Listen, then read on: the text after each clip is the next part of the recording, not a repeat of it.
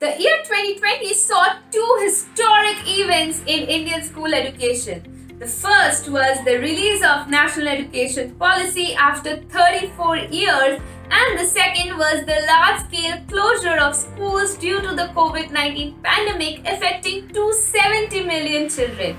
Thus, there were expectations that the Budget 2021 would provide financing on both the fronts. However, Budget 2021 disappointed on both fronts. Hello everyone, I am Prarthana from ClearTax, and today I am going to talk about the three major omissions in the education sector.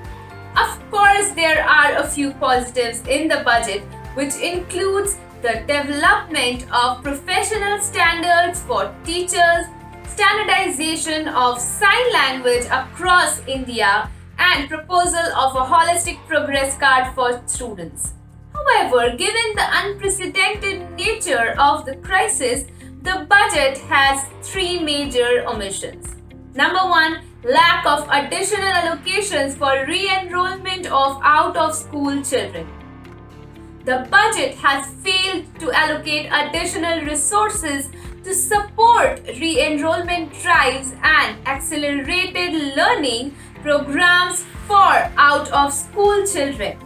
The World Bank estimates that the learning loss will cost India $400 billion in reduced future earnings, wherein girls and children from Dalit, Adivasi, and Muslim communities are likely to be disproportionately affected.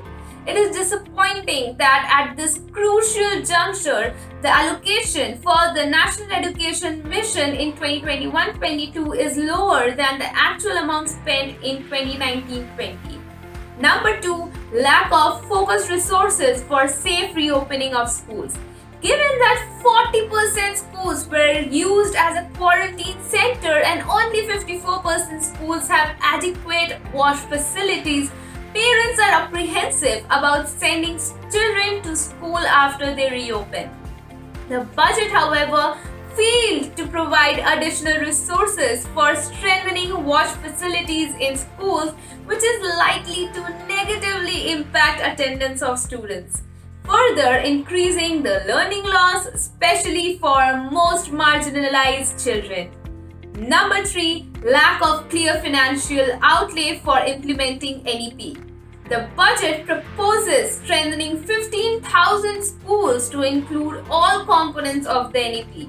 This constitutes a mere 1% of the total government and government-aided schools in India. Further, no additional allocations have been made to fill the 17% teacher vacancies, without which the NEP implementation is impossible. The budget also fails to meet the NEP's recommendation of allocating 6% of GDP on education without providing any indication of when this target would be met. Well, I think that as we begin our gradual recovery from the pandemic, it is unfortunate that the budget has chosen to prioritize incentives and subsidies for other sectors over the education of India's children. Do you agree with me here? Let me know in the comment section below. Also, don't forget to give this video a big thumbs up and subscribe to ClearTax's YouTube channel for regular updates on Budget 2021. Stay tuned and take care.